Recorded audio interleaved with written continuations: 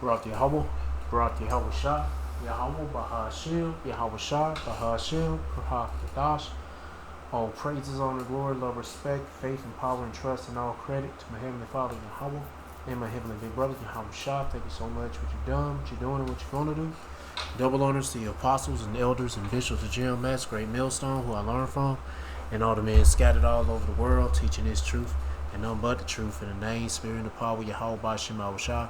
Trying to put a spiritual bug in you Hebrew Israelites' ears, you so-called blacks, Latinos, Hispanics, Native Americans, Seminole Indians, and you speckled birds. And what is a speckled bird? That'd be a Hebrew Israelite that look like some of the heathen nations, like for example, Hebrew Israelite that look like a so-called white person or so-called Chinese person, etc., etc. I got some videos lined up on America looking like shit financially. Bad news for America, but financially, the Babylonian financial woes that America's catching. Anyway, I'm gonna play these videos. I'm gonna get into the description my best ability to say whatever I gotta say through the spirit of power, Yahweh by Shemal Shah, the Holy Spirit of Kurahak, the Dash, Lord, wanna be on me. Let's get it. Inflation is back in the spotlight, and this time it is being driven by something far more volatile than the Fed's money printing. According to the most recent data, in March, U.S. inflation surged to 3.3%. This is the highest level in nearly 2 years. The sudden spike comes as the first major economic signal since the outbreak of the Iran war, and the data is already painting a troubling picture of how geopolitical conflict can ripple through the global economy. And rest assured, the U.S. economy will not be spared. At the center of the surge is energy, of course, specifically gasoline. Energy prices jumped dramatically, rising over 12% year over year, with gasoline alone surging nearly 19%. Fuel oil skyrocketed even further, climbing more than 40%. These are not just abstract numbers. They translate directly into higher costs for transportation, shipping, and ultimately everyday goods. So as fuel prices rise, so does the cost of moving everything from groceries to clothing, which creates a chain reaction that impacts nearly every corner of the economy. The root cause lies in the disruption of the global oil supply as the result of Trump's attack on Iran. The closure of the Strait of Hormuz, a disruption in the Strait of Hormuz, which is a critical choke point through which about 20% of the world's oil flows, sends shockwaves through energy markets. Oil prices surged rapidly, as you know very well by now, and even with a very fragile temporary ceasefire that is now in place still as of the time of me recording this video, prices remain elevated. In my recent interview with American economist Dr. Steve Hanke, Dr. Hanke told me that he actually expects oil supply to decline toward the end of April, so in just about 2 weeks from now, and that will send oil prices even higher than they are today. I will link that interview for those of you who haven't had a chance to watch it yet in the video description below, and I highly recommend it. It was a fascinating conversation. US crude is still about 10% higher than the pre-war levels and nearly 30% higher than at the very start of the year. So this suggests that even short-term geopolitical events that may transpire, and we may not be expecting them, even short-term geopolitical events can have long-lasting economic consequences in this environment. Many sectors across the United States are already feeling the pressure. Airline fares, for example, surged nearly 15% compared to a year ago. Of course, this is due to the rising cost of jet fuel. Apparel prices also picked up, and they are influenced in part by tariffs and also by higher transportation costs. Meanwhile, transportation services overall saw a notable increase. This is a testament, in my opinion, to how deeply energy prices are embedded in the broader economy. Now, how did financial markets react to the inflation report? Well, financial markets actually reacted quite cautiously. Major stock indices deliver mixed performances as of today, and the treasury yields continue to edge higher and higher, and this is a very bad sign, as you know very well if you've been watching my videos. Investors are clearly trying to assess whether the inflation spike in March is temporary or if this is the beginning of a more sustained trend. Much of that, of course, depends on what happens next with energy prices and the geopolitical situation in the Middle East. Now, here's the most troubling part yet. Looking ahead, economists warn that the full impact of this energy shock has not even been felt yet. This is, as you know, this is due to the fact that there is typically a lag between rising fuel costs and increases in food and consumer goods. For example, fertilizer is derived from natural gas, and that means higher energy prices could eventually translate into more expensive food. Experts estimate that it could take anywhere from 1 to 6 months for these effects to fully filter through the global economy. And this is where things become more concerning. Inflation does not just affect prices, it affects people's purchasing power as well. In March, real wages, which are adjusted for inflation, as you know very well, actually declined. So we have a very interesting situation where inflation is surging and real wages are declining. Average weekly earnings fell nearly 1% from the previous month, and annual growth was barely positive. When wages fall to keep up with rising prices, consumers are actually forced to cut back, which can slow economic growth and weakens overall demand. Now, unsurprisingly, consumer sentiment has taken a very big hit. Confidence levels have dropped sharply, and they reached their lowest point on record, according to recent surveys. Many consumers are directly linking their concerns to the Iran around war and its economic fallout. So the psychological shift actually matters, because when people feel uncertain about their future, they tend to spend less. They want to save more. And so that further dampens economic momentum, if there is one. Arguably, there is no economic momentum right now at all. Now, at the same time, there are early warning signs from businesses, and that is a major concern as well. Surveys now show that companies are paying significantly more for materials and services, so for input costs in accounting terms, and price indices are jumping to their highest levels in over a year. This raises the likelihood that businesses will pass those costs on to consumers, potentially fueling another wave of inflation in the month ahead. So that's what you have to be expecting in the second half of this year. All of this puts the Federal Reserve in a very difficult position, needless to say. On one hand, inflation is rising again, which would call for higher interest rates to cool demand, of course, but then on the other hand, the labor market, while still relatively stable, it is beginning to show signs of softening. It is cracking. Raising rates too aggressively could actually risk pushing the economy into a downturn, while cutting rates could actually allow inflation to remain elevated and to continue rising. So as you can tell, this is a very delicate balancing act with no easy solutions. With Trump now announcing a blockade of the Strait of Hormuz effective April the 13th, oil prices are on track to rise further. But let's assume for a very brief second that he will flip-flop on his blockade decision and call it off. It is unlikely to happen, but let's just assume that he does flip-flop again. Even if oil supply stabilizes, companies may be reluctant to lower prices immediately. They're not going to lower their prices because they have already learned that in Trump's America, there is no stability, there's only volatility and unpredictability. And that is not good for business. Companies will not lower prices because they will try to rebuild their margins, they would want to hedge against future uncertainty, and they want to deliver growth to their shareholders. So what that means is, it means consumers are stuck with higher costs for much longer. So in many ways, this moment highlights just how interconnected the global economy has become. A conflict, a war that was ignited by the United States, by the Trump administration, and is thousands of miles away. Yeah, expect things to go up and get higher price. We should already know that. I just want to bring that up. And of course, all roads leading to the chip implant, the mark of the beast, because this is what is ultimately leading this. How can I say it? It was all roads leading to the chip implant, plain and simple. Yeah. Can quickly translate Hey man, see, how about your mouth shut? into higher gas prices, Repent. more expensive groceries, soaring inflation, and declining purchasing power at home. The March inflation report is more than just a data point. We need to take it very seriously. It is a reminder of how fragile economic stability can be in the face of geopolitical shocks and poor decision making. As we move into the coming months, all eyes will definitely be on energy markets, on supply chain. And she said poor decision making. I'm thinking this is a plan. This is planned out. But ultimately, the Lord is putting these plans inside these rulers' heads and these. All these people that's in charge of certain things. Hey, I was just watching, what's that, speaking of plans and all that stuff, I'm watching the movie, Ready or Not, Here I Come. This is the second version of the movie, Ready or Not. You got an old Edomite nigga, he watching TV, and the volume is down. He hooked up on all these machines and shit, to keep him alive and shit. And he's watching TV, and there's the war going on. He gets on his phone immediately and say, call for a ceasefire. Now all of a sudden on the TV, breaking news, ceasefire on the war. And they show you how the elite, hey man, they show you this shit right there in your fucking face. How they playing people, how they controlling things. But ultimately the control is coming from Yahweh Shema Shah. But when it comes to the lower level of these devils, the higher ups of these devils, Esau, even so-called white man, but he ain't white, he's red, he's a baby dick sucking Jewish fag nigger, Amalek. Yeah, they call the shots. They make the phone call, say, hey, make the stocks drop, or make them bring up, do all this shit. And then it happened. It's just like that. They control this shit. The earth was given to the hands of the wicked, and this shit here is gonna get people led to the chip implants, the mark of the beast. Chains and central. Yeah, go watch that movie. I mean, the rest of this shit is like, it's folly. I mean, there's a bunch of other shit. Like, they trying to kill the girl and her sister. I ain't finished watching the movie. I just got done with it. I was done with that movie. I think I was in for like at least 40 minutes of it, or maybe 30 minutes of the movie. I was like, man, I gotta do a video, but go watch it.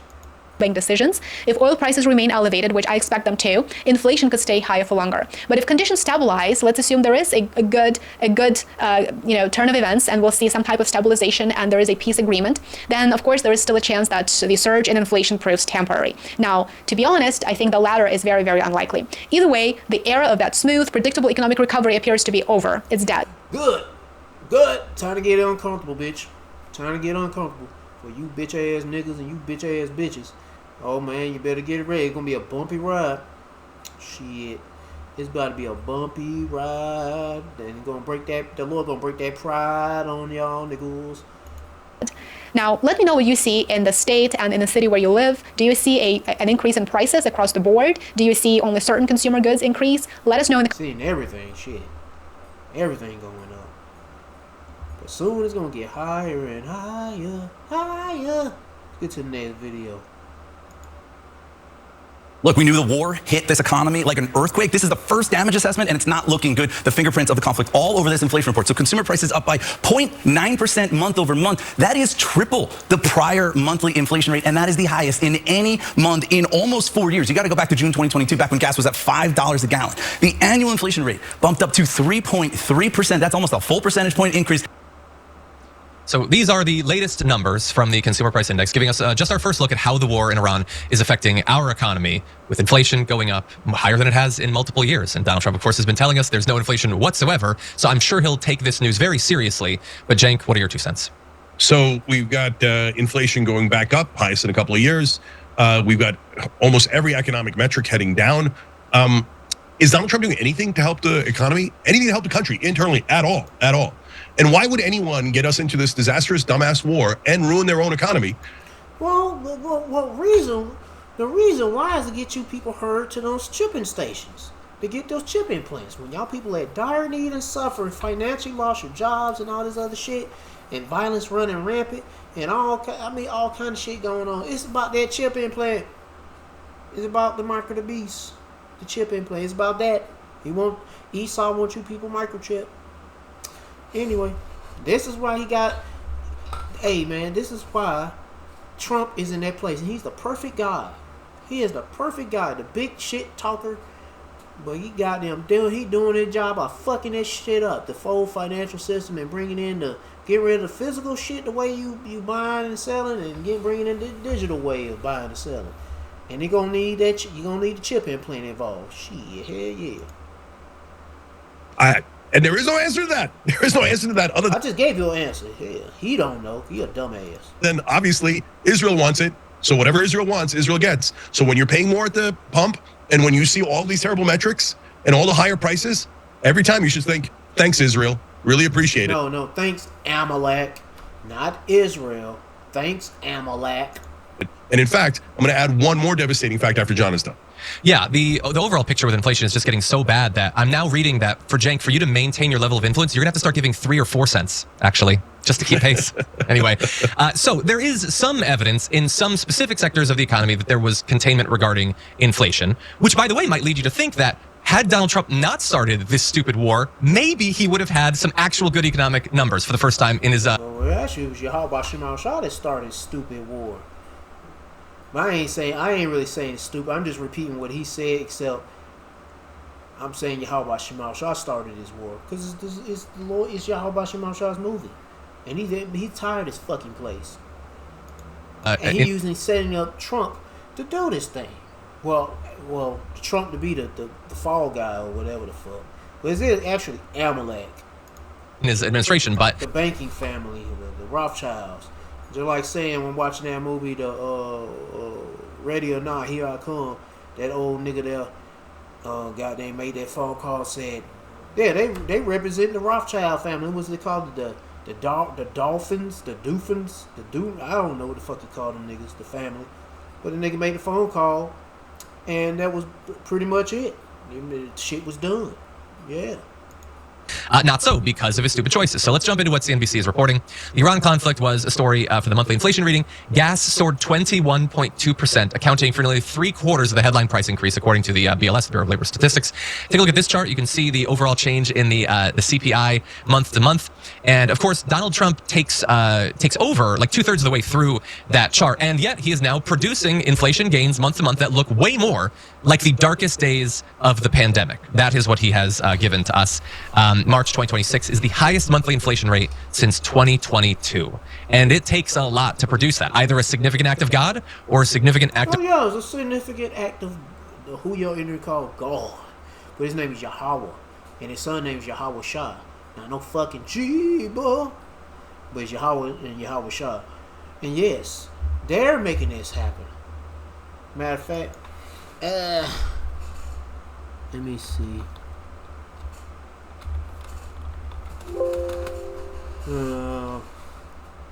Isaiah chapter 45 verse this ain't the right one, but I'll read it anyway. Isaiah chapter 45 verse 7. I form the light and create darkness. I make peace and create evil. I, the Lord, Yahweh Shema shall do all these things. The Lord making everything good and bad happen. And you can't say they're not.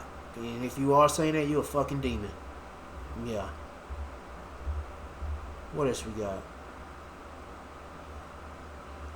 What is this? Yeah, and the Lord set up these people to be in these positions of ruling over your finances, over the media, all kind of shit. Let's get to it. Daniel chapter 2 verse 21. And he changeth the times and the seasons. He removeth kings and setteth up kings. He giveth wisdom unto the wise and knowledge to them that know understanding. But Esau, he ain't got no understanding. He got understanding on the wicked side. But when it comes to the believers of Yahweh Shema Shah, we got understanding on the righteous side. And Esau, his wisdom is pretty much, his understanding wisdom is fading away. Yeah, this what you call it, no wisdom in teaming. Yeah, that shit's happening. What else we got? Alright, let me get back to the video. of stupidity. And I think it's the latter in this particular case, but why don't we turn to CNN for more insight? As far as why this happened, as you might imagine, a lot of this big increase in month over month was driven by the fact that gasoline went up at a historic pace, right? The BLS says that about 3/4 of this monthly inflation rate increase is directly linked to gasoline. Gas prices up by 21% between February and March. That's the most in any month since they started tracking this back in 1967. So we're going to go into how beyond just gasoline and overall effect on inflation, because of course when energy in any way gets more expensive, that trickles down to everything, which is something that back during the last campaign Trump used to talk about a lot when he talked about reducing the price of energy 50% in 1 year. Doesn't talk about it so much anymore. But we'll also get into other things that are going to have their prices. Yeah, because he don't believe in inflation. It doesn't exist. It's all an illusion. He said that shit. Yeah, he said that shit. They said it's all an illusion, y'all. We're winning. We're winning so hard we don't know what to do. We're just winning. Affected that might be coming down the way towards everybody watching the show. But Cenk, why don't you jump in and give me your thoughts first? Yeah, so one of the things I want to let you know about is what John kind of alluded to there, which is, so you immediately see the price of gas go up when oil prices go up. But there's something that has not hit us yet. Oil also goes further down the economic pipeline because it's in so many of the products that we use. So those price shocks haven't come yet. They're a trailing indicator, right? So we're only getting the initial shock. We're not getting the... Yeah, like plastics, even clothes. You got your petroleum in your clothes, medicine. You got some petroleum in your food. And shit. Why? Well, it would be because it's contained in plastic. But anyway, yeah, shit. And you thinking hair grease, makeup. What else? Auto stuff, car parts, whatever. It's stuff. But damn near everything. Anyway. Follow-up wave. Oh yeah, even some petroleum or whatever oil-based chemicals they use for preservatives. Yeah. Yeah, that's gonna affect the food. Cause they need shit like that to keep food preserved. Yep, and if they don't have that shit, yeah, what? They can't preserve food long enough. Oh, another thing too, yeah, like I said, plastics. They can't contain food or certain liquids without those plastics with the oil and then the plastics. Hey, they just, it ain't gonna happen. Yeah. They expect shortages. Shit. And of course, that all of this is already bad enough if the war were to end right now. But even if the war were to end right now, there's only two scenarios, and they're both terrible. Right now, Iran is charging a giant toll in the Strait of Hormuz, $2 million per ship, which means that oil is by definition going to be higher, and almost all goods prices are going to be higher across the world. On top of that, again, as we mentioned earlier in the show, Oh yeah, well, I'm thinking shortages. Yeah, there might not be a shortage, but if the prices are going to be expensive here, well, actually, there will be a fucking shortage anyway. But anyway, Turkey, China, and other places might also start charging tolls in the Bosphorus and the South China Sea, in which case, again, prices continue to rise. So that's in the better scenario where we leave right now. On the other hand, if we go to scenario number 2, and Trump goes back to his threats about bombing the Iranian oil and gas facilities, and Iran bombs the oil and gas facilities in the Gulf, those take about 5 years to rebuild. Prices will skyrocket. That is among the reasons why Donald Trump panicked and stopped the bombing, because if you went any further, it would almost certainly lead to an economic collapse. but now, this is 2 days ago, but now he blocking the straits. Yeah. Now he's blocking the straits, so what is that gonna be like? It's gonna still be bad. Anyway. And hell, I mean, that's bad for the whole rest of the world. Anyway, let's get to the next video. If you want to watch the rest of it, they're going to be titled. They go to channel. Let's see what's going on here. Hello and welcome to the Kim Iverson Show. Thank you guys so much for joining us. We do have a great show for you tonight. We're going to take a little bit of a break from the Iran news. We're going to let the ceasefire talks kind of shake out and see what happens with that. Things seem to be on shaky ground. We'll see, how things pan out throughout the weekend and where we're at come Monday with that. But I wanted to take a little bit of a break. Wait a minute. Is this where I wanted to play? Okay. I was like, where's my playlist? This shit just moved. On that and I'm tripping for a second. talk about something also extremely important, something that really is going to affect our financial lives here in the United States. Back in August of last year, President Trump signed an executive order called Democratizing Access to Alternative Assets for 401k Investors. Basically, what it was to do was to allow regular retirement savers to invest in private equity, private credit, and cryptocurrency, and also some real estate using their 401k. So it was supposed to be like, hey, the billionaires have access to these types of funds, and now you, the little guy, can too. Well, the problem is, according to our guest tonight, that the executive order also baked in immunity for the fund managers. So basically, they can use your money, gamble it on private equity, cryptocurrency, and if you lose a lot of money, oh well, you can't sue anybody, even if they had a conflict of interest. Joining us tonight is Tiffany Cianci. She's a small business advocate specializing in macroeconomics and private equity. She's also big within the Maha movement. She is extremely knowledgeable when it comes to this subject. She's been fighting the good fight, organizing people to make their voices heard, organizing rallies, and really informing us all about what is going on and how this is going to affect us. So let's bring Tiffany on. Tiffany, welcome back to the show. Thank you so much for being here. I'm so excited to be back. I always have so much fun when I'm on your show, Kim. Okay, let's talk about this new rule that is going to make it impossible for everyday Americans to sue their fund managers if those fund managers lose all of their money, like going out there gambling with Americans' cash, right, with their 401ks. Tell us about the background of this. Tell us more about the executive order that Trump signed. Why did he sign it? Who pressured him into that? And why is it bad, right? Because it was kind of presented to us like, hey, this is a great thing. Now your 401k can include crypto and private equity, and now you can finally, make the billions of dollars that, potentially, maybe we won't go that far, but you can certainly, you can join in on a piece of the pot. You can get some of this. Yeah. And that's how it was presented. You're saying this is not good. This is actually a really terrible thing. And I think that's becoming more commonplace as a perspective. For the last year and a half, I'd been warning that there was about to be a $12 trillion bailout given to private equity and private credit. I came on your show and talked about that. This $12 trillion bailout was coming because private equity for the last decade and a half has been increasingly reckless with the amount of debt they leverage on companies. And the companies were becoming unflippable, unsellable. And that meant the funds were going to be impossible to close out. The problem is there was $4 trillion that was accumulating of unsellable assets private equity had stuck on their books, and they needed a bailout. But we couldn't print enough money to bail them out. We hadn't recovered from COVID.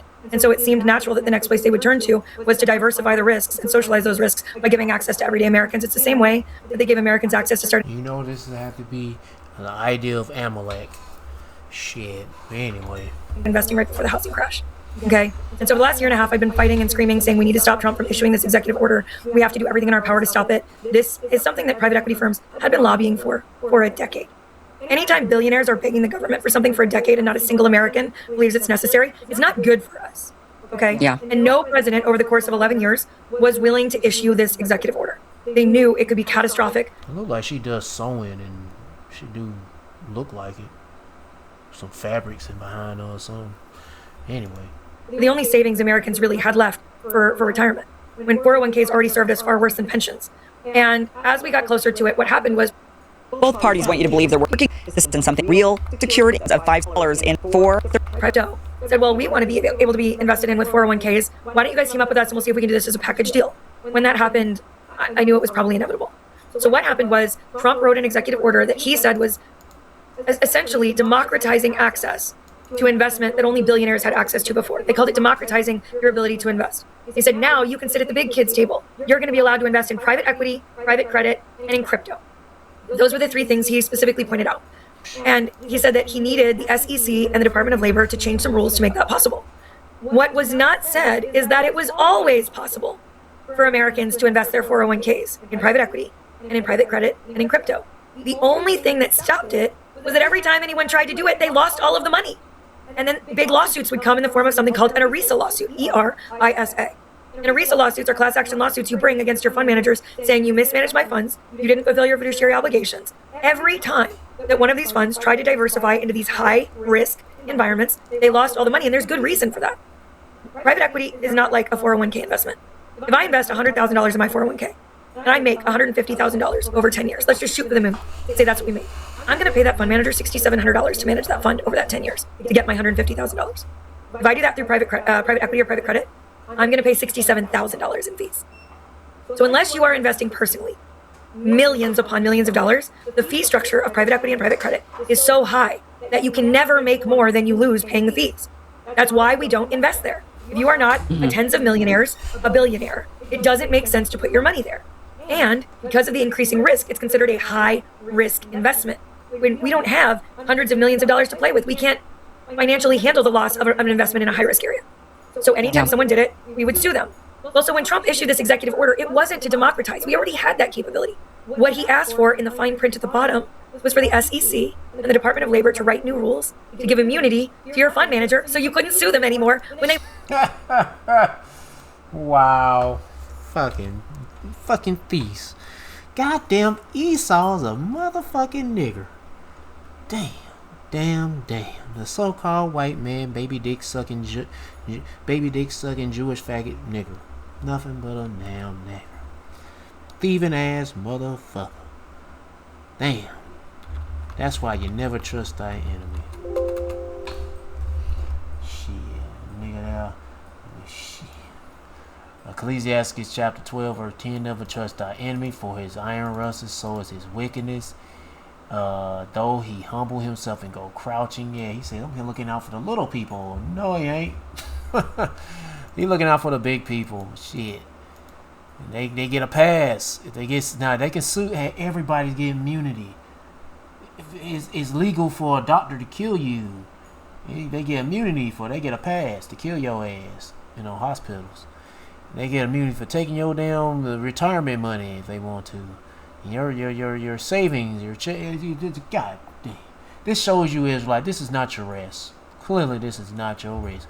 For like his iron rusted, so is his wickedness, though he humble himself and go crouching, yet take good heed and beware of him, and thou shalt be unto him as if thou hast wiped a looking glass, and thou shalt know that his rust has not been altogether wiped away. Man, it clearly shows you this is not your rest. No. Lose all your money. That's what the executive order was for. And just like that, clockwork, just 6 months later, as he stated it needed to be done, the SEC and the Department of Labor have made new deregulation initiatives. And right now, the Department of Labor announced this week, don't worry, your democratization is almost here, right as private credit markets are imploding. They've lost all of their institutional investors, and they're literally bleeding from every orifice right now. They've had to halt investments at every major private credit issuer in the United States. BlackRock, Blackstone, Apollo, KKR, Blue Owl. All of them have halted withdrawals over the last 4 because they don't have liquidity to pay out their investors, and they need this bailout desperately. And so right now, it's not a coincidence. We have $4 trillion in unmovable assets in private equity. And we have $8 trillion in unmovable, unpayable assets in private credit And right now there is 12 trillion available in 401ks available to be invested. That is not an accident. Okay. And so the Department of Labor just noticed everybody this week that they have started the public rulemaking process to pass a new rule that basically says if your fund manager does moderate due diligence looking into a fund, you no longer have the capability to sue them when they lose all your money. Which means they read the prospectus and they were like, this sounds good.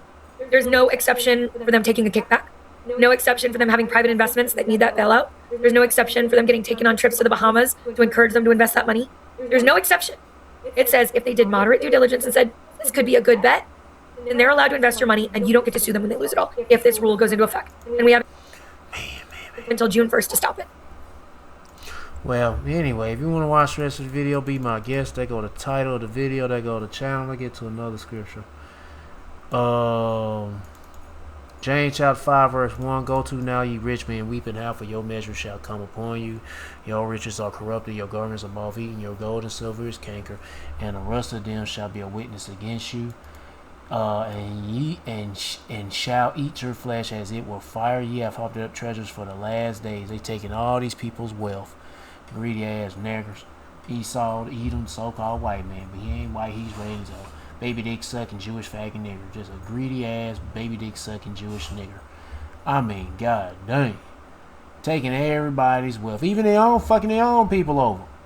Behold the hire of the laborers who have reaped down your fields, which is of you kept back by fraud, crieth, and the cries of them which have reaped from entered into the ears of the Lord of Sabaoth. So you've been ripping people off when they at work and ripping people off when they trying to retire. It's just this whole society is built as a big old ripoff, ran by a damn demon named Esau, Amalek. Next video.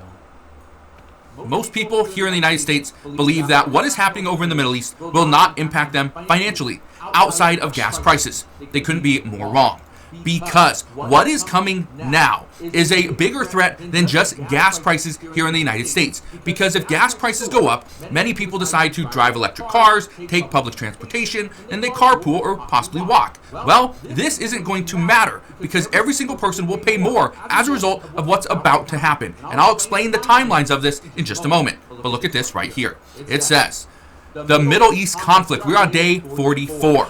It says Trump says U.S. will blockade the Strait of Hormuz. Now, what exactly does this mean? Well, President Trump wants to stop any ships entering and leaving Iranian ports. That's his big takeaway. He is going to pretty much strangle Iran from the neck.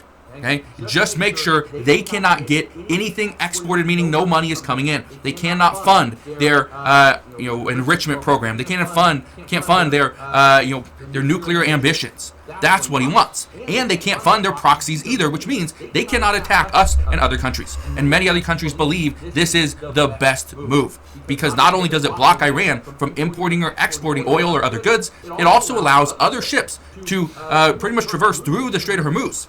That's the big thing and the big takeaway. But wouldn't that hurt other countries too? There's a threat here. Look at this. It says U.S. blockade of Iran to threaten China's oil supply.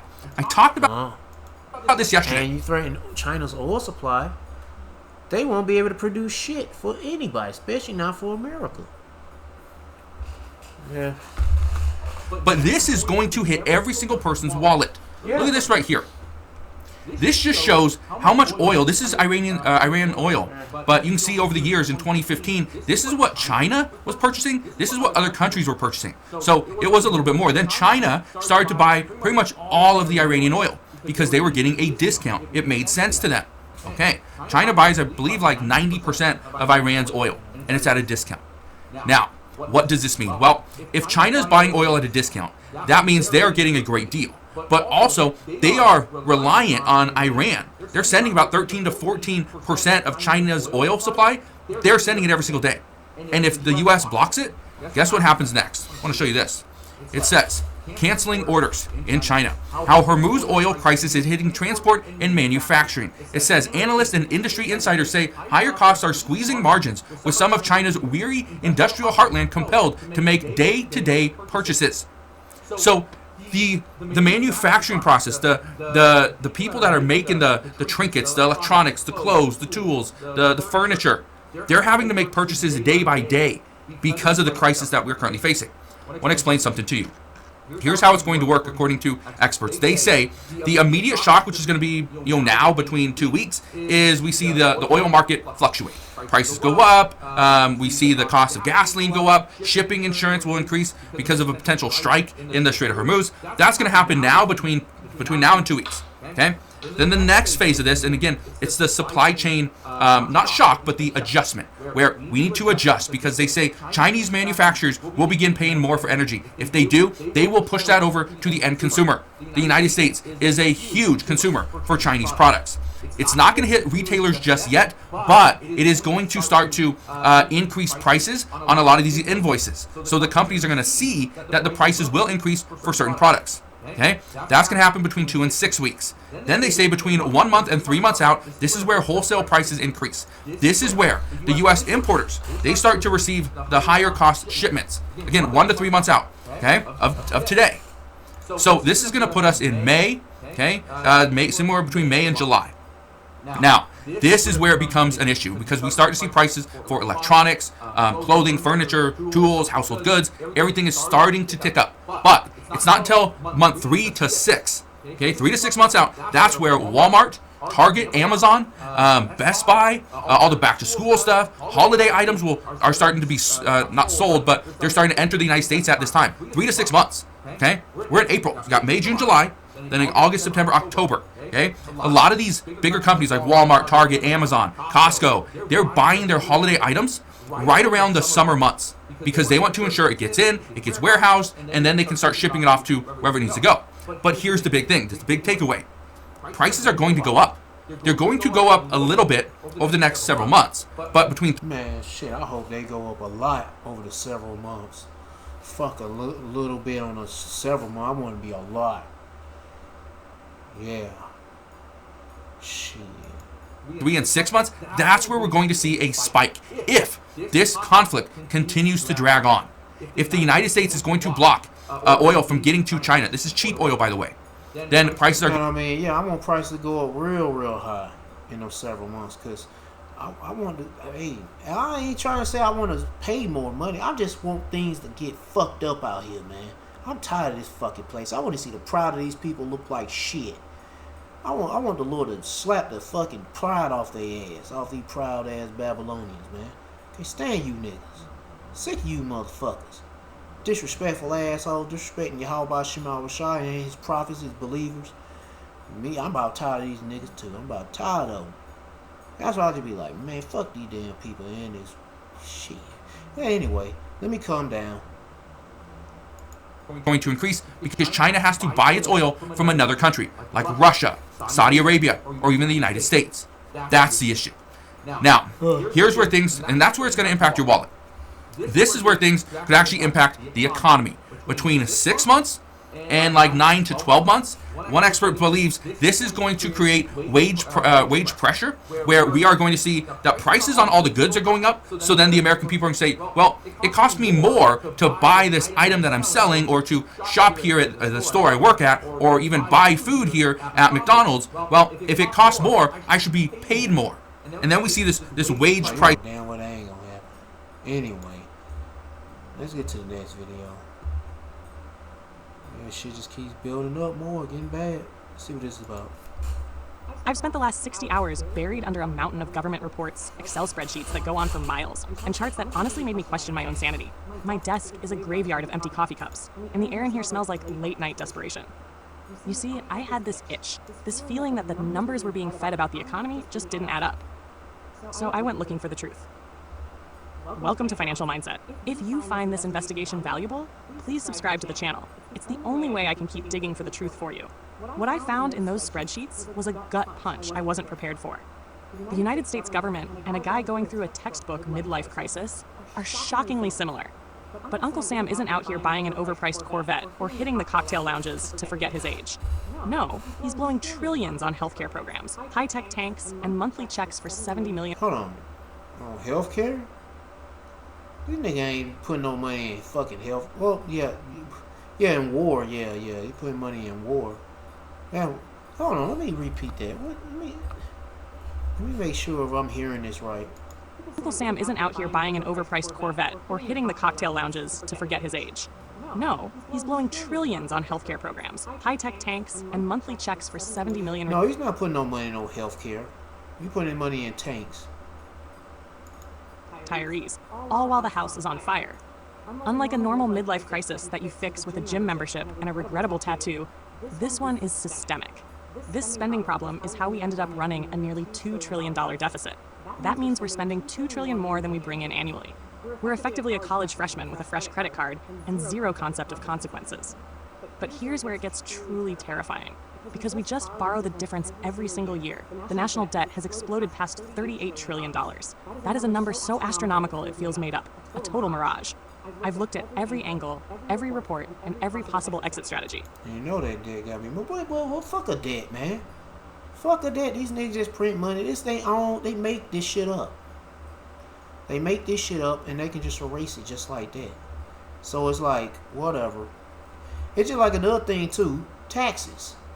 You paying income taxes, federal income, or whatever fucking tax you call it. You paying for taxes, but then the only reason why you gotta pay for taxes is to keep your ass in that mindset of being a fucking debt slave. Cause you gotta keep paying tax to government, but all they do is keep printing that motherfucker. That's all they do is print money while you thinking that money is in circulation. It is, but what they going to do, they ain't even had in that movie. What was that movie called? Den of Thieves. What did they do? All the money they got was the California, what do they call that place? Whatever they call that place, facility. That money, they just destroy that shit. Make sure it don't go end up in nobody's hands. But what they do, they stole that money that was going to destroy. But anyway, they destroyed the damn. No, they destroyed that money, so it won't no longer be in circulation. Yeah. So basically, I ain't saying that you shouldn't pay your taxes, but a lot of people are now starting to do that. But you shouldn't pay your taxes because, and all it is to keep your mind in that perpetual debt slave mindset. That's it. That's all it's about, and all they do is keep printing money, like there's no tomorrow. Anyway, I wanted to find and this debt shit. Yeah. Anyway, a happy ending, but the reality is much darker. The only options we have what do you call it? Thick clay. It's debt. Yeah. left are ugly, unpopular, and guaranteed to ruin someone's day. I'm not here to read you a textbook. I'm here to rip the Band-Aid off and show you the math no one wants to admit. Stick with me, because once you see what's behind the curtain, you'll never look at a dollar bill the same way again. To truly You're gonna never look at a dollar bill ever when they go digital. Them bitches ain't gonna exist. Or it's just gonna be fucking worthless and you're gonna use it as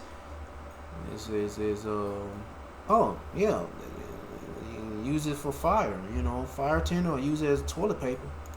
Understand why the house is burning, we have to look at exactly where the gasoline is being poured.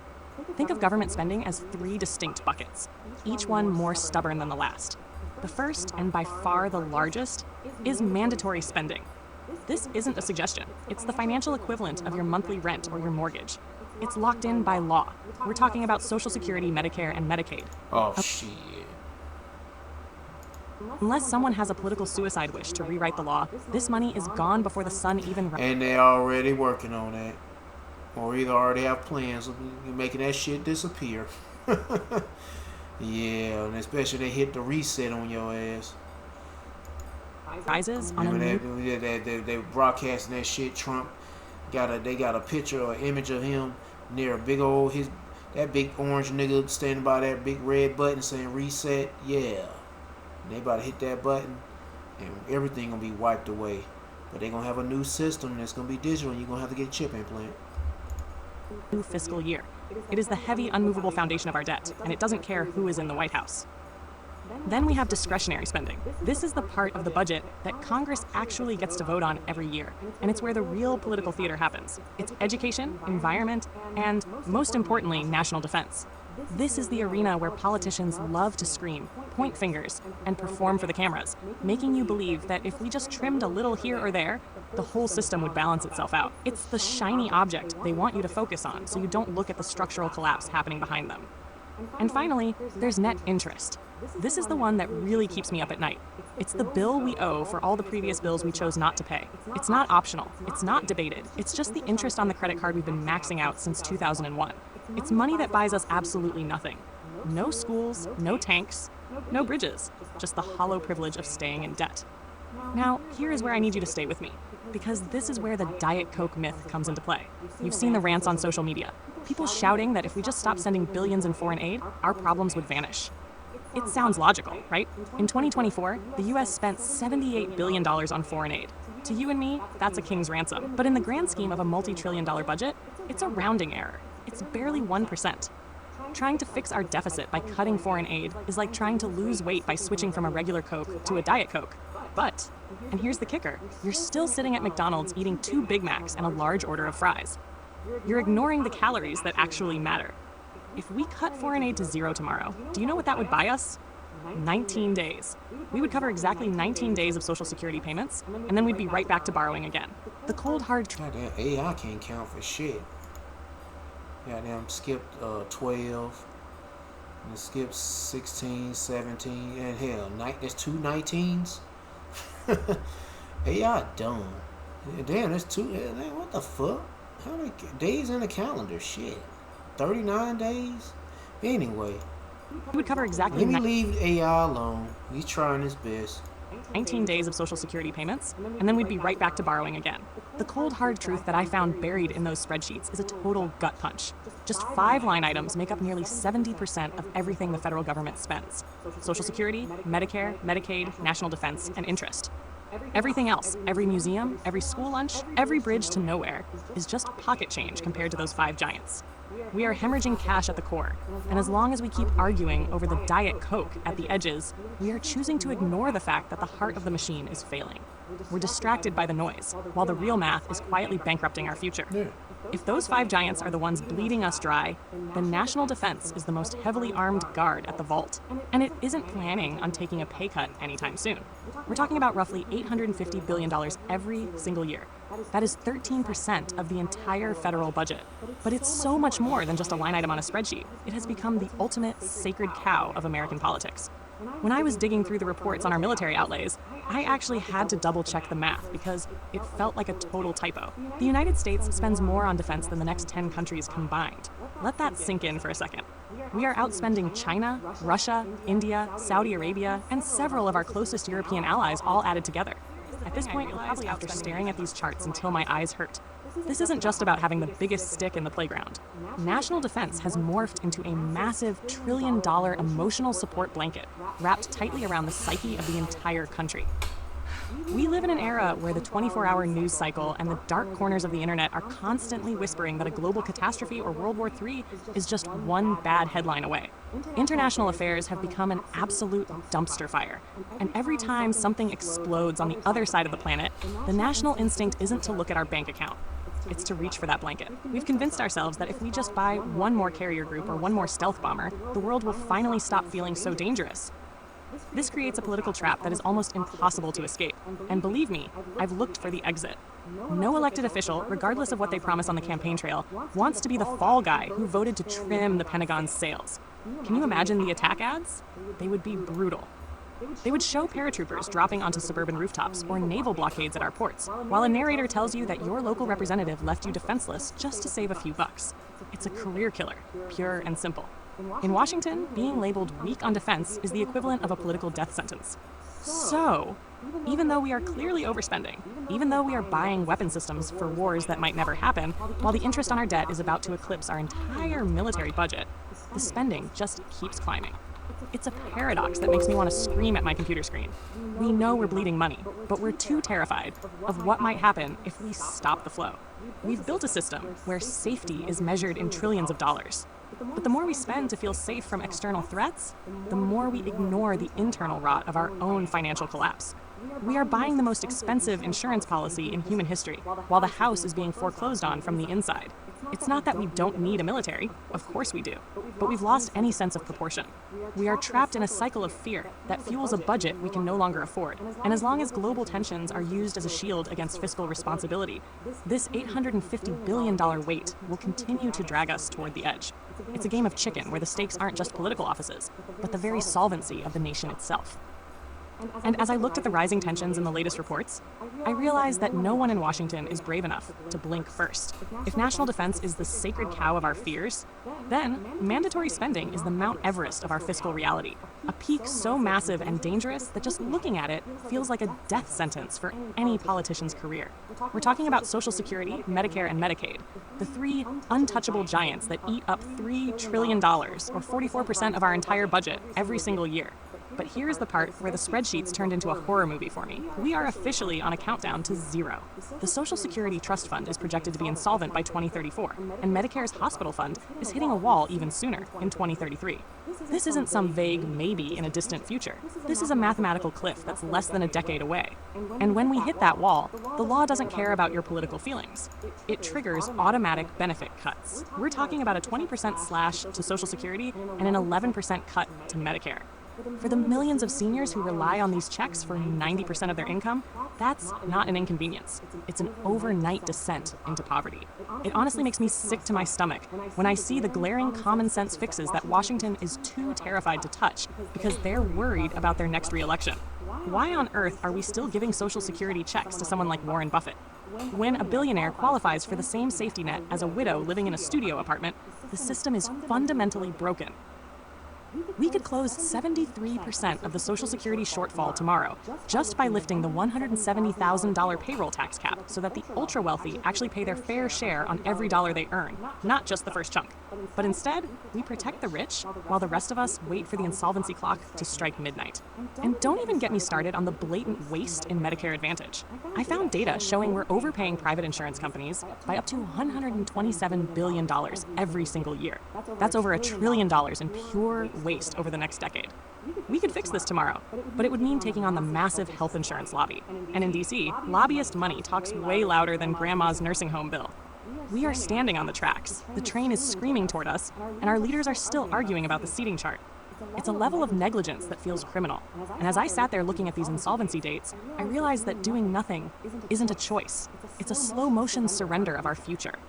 If we keep... There's no future. Anyway, I was just waiting for the perfect time to cut this shit off.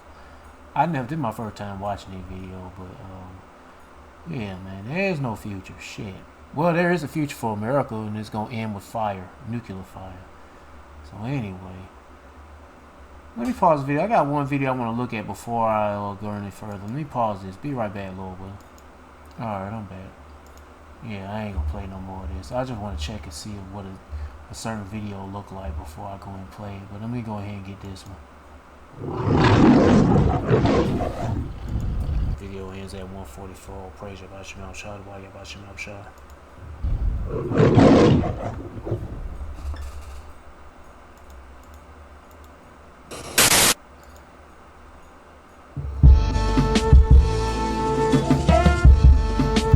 I forgot to mention Habakkuk chapter 2 verse let's start with 6. Shall not all these take up a parable against him and a taunting proverb against him, and say, woe to him, the increase of which is not his, how long? And to him that lendeth himself with thick clay. That's that. Yeah. And that's Esau. He's just creating his own debt. Printing up all that money. Cause money, I mean, the US dollar is nothing but debt, and it's not backed up by anything. Back to video. Ecclesiasticus chapter 12 verse 3. In the day when the keepers of the house shall tremble. Oh, that's another one. I forgot about reading that. But anyway, in the day when the keepers of the house shall tremble, and the strong men shall bow themselves in the grinding seats, because there are few. I'm talking about workers. And the keepers, by the way, are the bankers, the financial people that keeping things up, running and flowing financially. But now it's failing, it's collapsing, it's about to die, and the Lord's going to kill it, and it's going to be dead. And those that look out the windows be darkened, the future of America is looking pretty bad.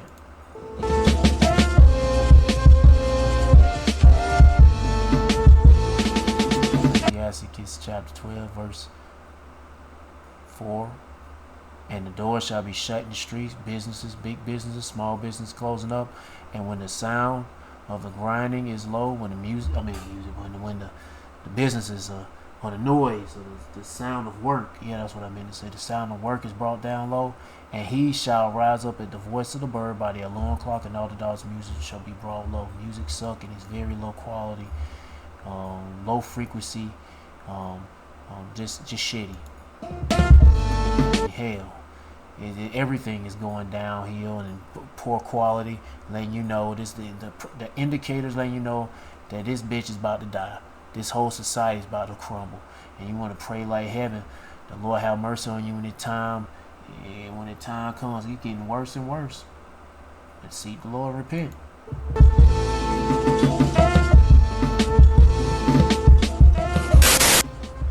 You know, I just took a ride to my local mall. There's a discount store that I go to. And I'm looking around, and there's a big sign that says that the whole mall is for sale because there's really nothing left. We just got notice that we're losing a Dick's, and we already lost Macy's and the other big stores that were in there over the years. But does anybody else feel like we're losing the United States of America? Everything is disappearing. Every store, no Zayres, no Ames, no Hills, no Sears and Roebuck, no Kmart's. What is happening? What I used to know growing up is no longer. Is this social media and AI all worth it? We, America, are disappearing. Well, America definitely gonna disappear by nuclear fire, nuclear destruction, all that shit.